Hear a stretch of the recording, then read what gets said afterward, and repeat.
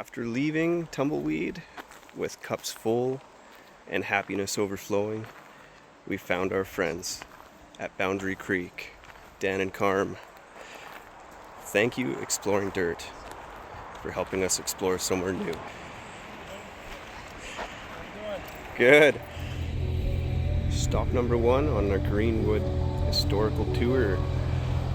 Exploring Dirt with Dan and Carm have led us to somewhere amazing. Amazing, sad, full of history, but never to be forgotten. While the buildings vanished and nature began reclaiming the clearing, the cemeteries remained. Many early graves had never featured permanent stone markers, relying instead on simple wooden crosses, hand-carved boards, and improvised items. In 1957, a local historian, Lois Hagen, compiled a foundational record titled List of Known and Probable Burials at Phoenix Cemetery. Through combining old newspapers, death registers, remaining markers, a document was later preserved by the Boundary Historical Society. Hagen noted that the burials at the site continued sporadically well after the town's collapse, with the last approved recorded in 1951. Stop number 2 on the tour. Another historical cemetery site.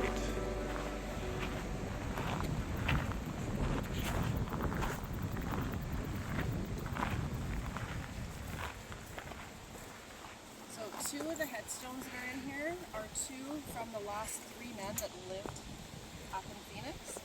Really? They actually stayed behind after the entire town was deserted. Wow. And they kind of have cool stories behind them. I really like that headstone at the back. Yeah, and if you don't, We you don't know looked who up the that name. person is. I've tried to research, and I can't find any information on that one.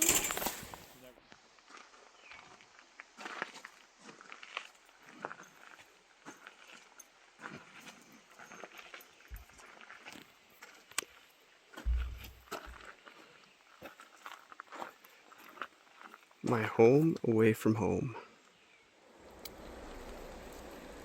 Once again, thank you, Tumbleweed, for giving me the opportunity to enjoy these amazing beverages in such a peaceful and serene location.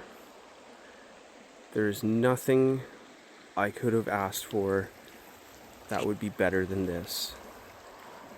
You guys do an amazing job. You guys don't get enough praise for what you do. And these beverages, they should steal the market. Any distiller should be worried because you're solid competition. These craft drinks bring an extreme amount of flavor at a very reasonable price point, and I think that is what makes the difference in the market.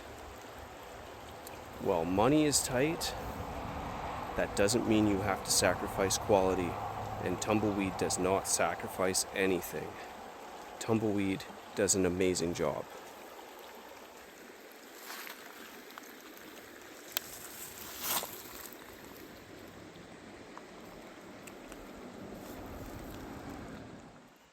Another camp, another meal. A meal of legendary proportion. 12-hour smoked brisket, fresh out of the oven. There is nothing better than this while you're camping. We got Tumbleweed's beverages, we got brisket out of the oven, and we got history and adventure. This is what you came for. One of the most comfortable blankets that I've ever been graced with. And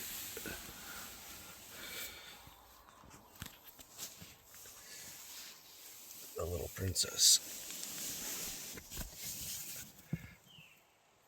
People watching, of course. This place holds a lot of history.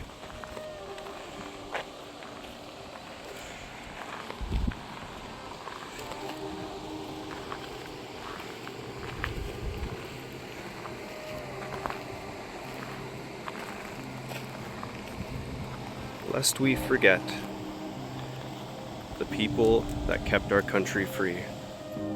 In its heyday during the early 1900s, Phoenix sat at an elevation of over 4,600 feet in the Boundary region of British Columbia, earning a reputation as one of Canada's highest incorporated cities.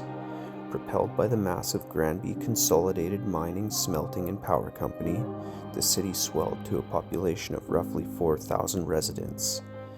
It featured luxuries uncommon for remote mountain settlements, including an opera house, electric company, modern hospital, multiple hotels, and a covered skating rink. However, the dangerous realities of underground hard rock mining, harsh winters, and typical frontier hardships meant that the residents also experienced frequent illness and accidental deaths.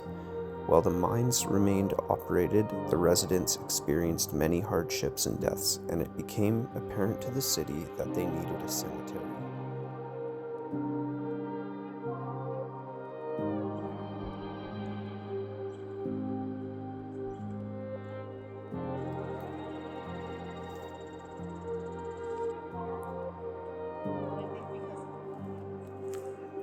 Wow, right? Absolutely surreal. Finding history in the middle of nowhere that was forgotten to somebody, but we found it once again on another forgotten path to find some history. Dan and Carm led us to another really cool place, an abandoned camp about to be swallowed in the forest, but it won't be forgotten by us, not anytime soon.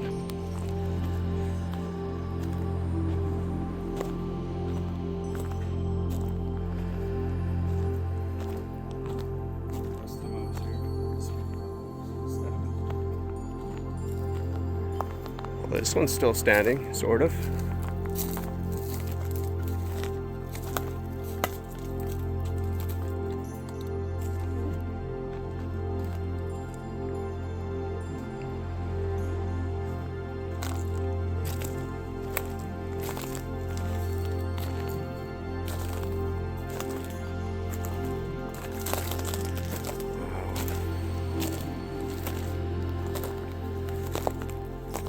On the trail again.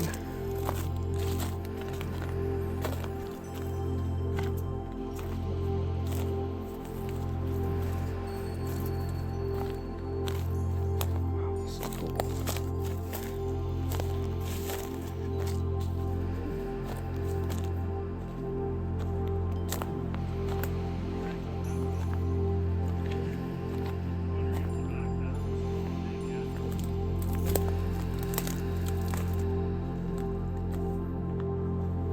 Yep. Looks a little collapsy. Yes, sir. It's still there. Sorta.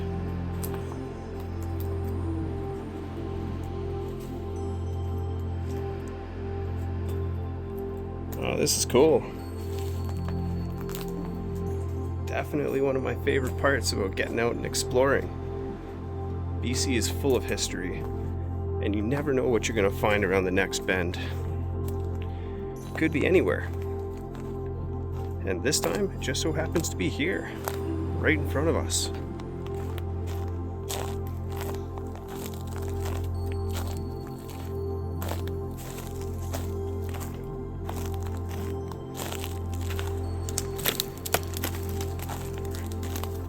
I did, yeah. I want to go check out this other big house down here.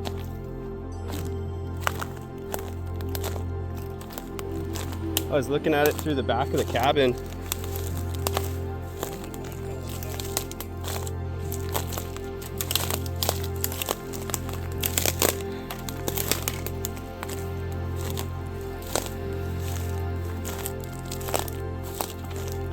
I can't say thank you enough to Dan and Carm for inviting us on another fantastic trip and sharing the experience.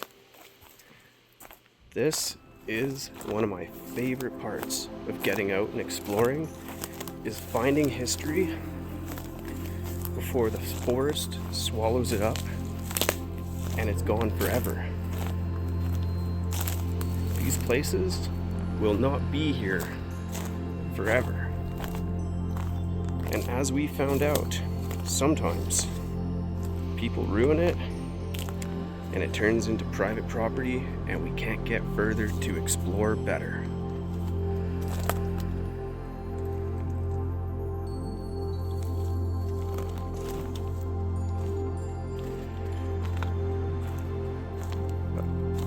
I want to continue exploring for as long as I can so that I can help document the history of our beautiful province before it's lost forever. From the timbers that were carved by hand, the walls that stand strong, the logs that hold the roof, these places took skill. These places took grit. The people who lived here and the people who built these, they knew how to live. City people don't know nothing now. This is how you live your life to the fullest. Enjoy every moment. Enjoy every time that you get to go out. And never forget the memories. Because those memories will serve you invaluable. Those are stories to tell future generations, stories to share, and that's what I hope to accomplish with my video.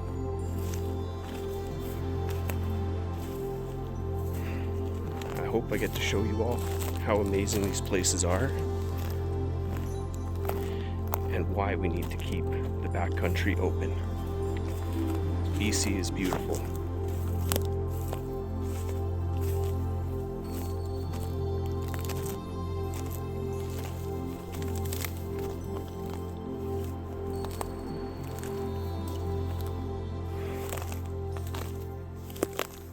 You know when you're wandering around in the woods, and you're feeling a little bit peckish, but you don't know what to eat. Well, one thing in BC you can always count on is you're going to find edible berries. Now, knowing what you can eat and what you can't eat is very important. I've found wild blueberries all over the place. I've found gooseberries. But today, I've found wild strawberries. Absolutely delicious. Everywhere. Beautiful.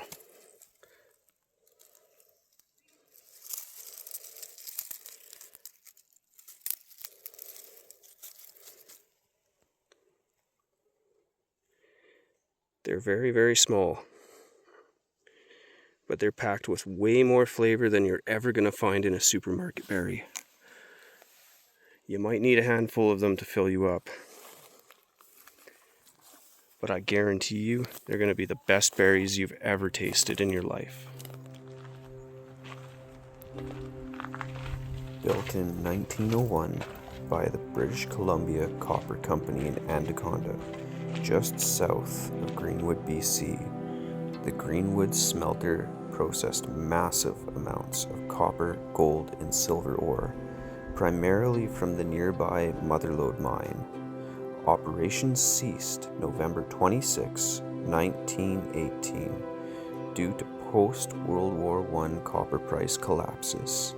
Today, its towering 36-meter brick smokestack at Lotsgar Memorial Park and dark slag piles remain prominent historical landmarks.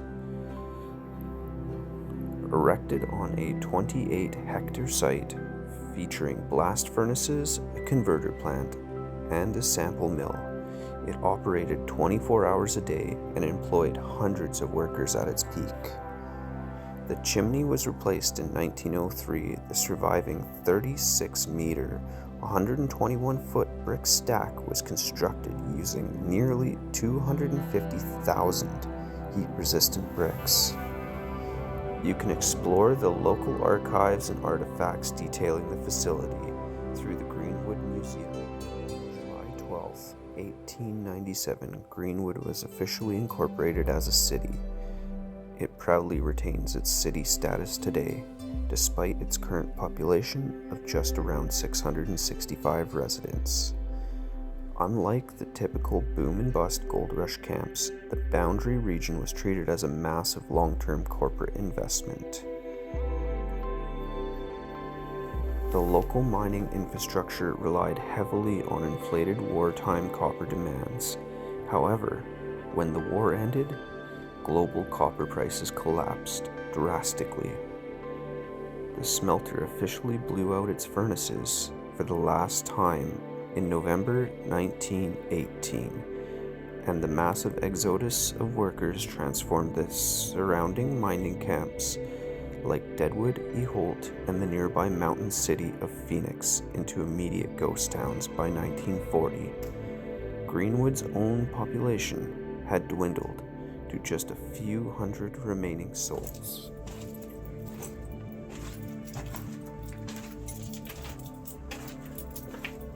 What an adventure.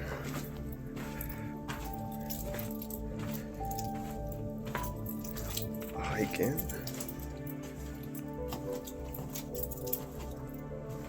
A hike out.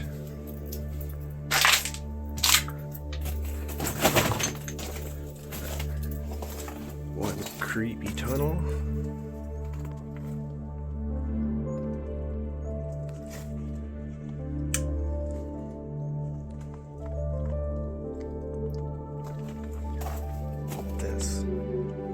This is an adventure.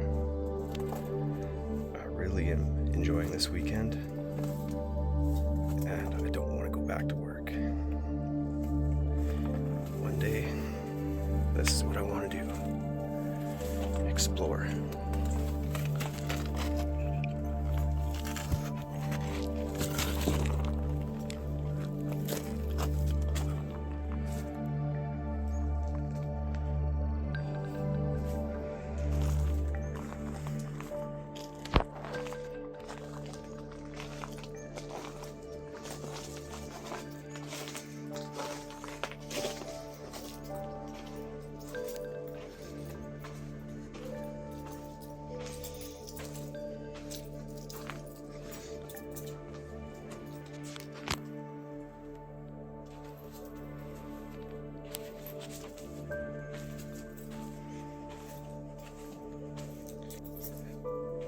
These places have stood the test of time, and they will last many more generations.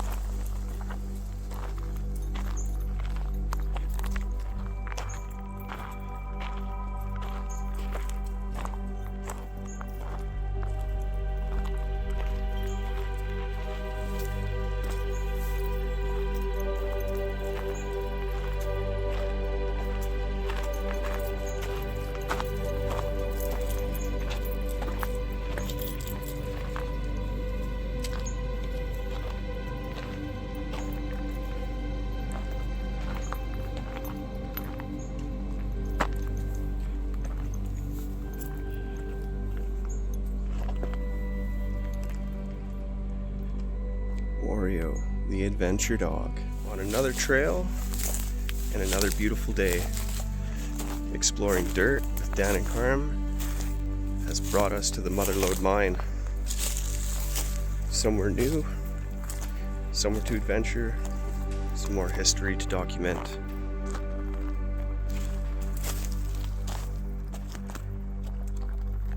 might just look like an open pit, but once upon a time, this was a bustling, busy mine, full of hard-working people. Motherlode Mine's history began May 1891, when two prospectors, William McCormick and Richard Thompson, stumbled upon a massive mineral outcropping, a giant copper-stained blowout standing prominently and distinguishably noticeable from all the thinly timbered hills. The deposit was standing 300 meters long by 90 meters high, and they appropriately staked it as the Mother Lode. They eventually sold the claim in 1896 to Colonel John Weir for $14,000. The New York-backed Boundary Mines Company took over, launching aggressive underground developments.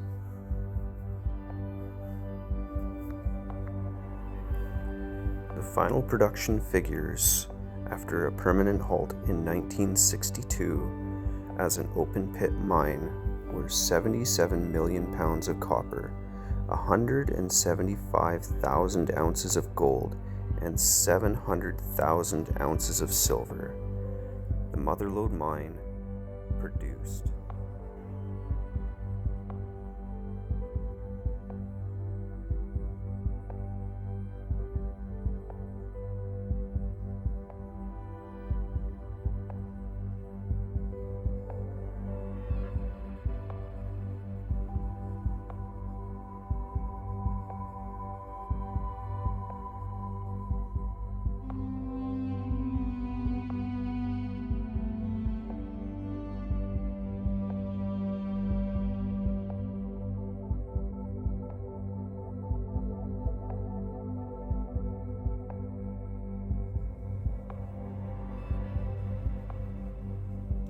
Last day of a Greenwood trip. We get to say goodbye to our friends, our compadres, our amigos, Dan and Carm, Andrew. Thank you guys for a great trip. Sad to say goodbye, but there's always another adventure right around the corner.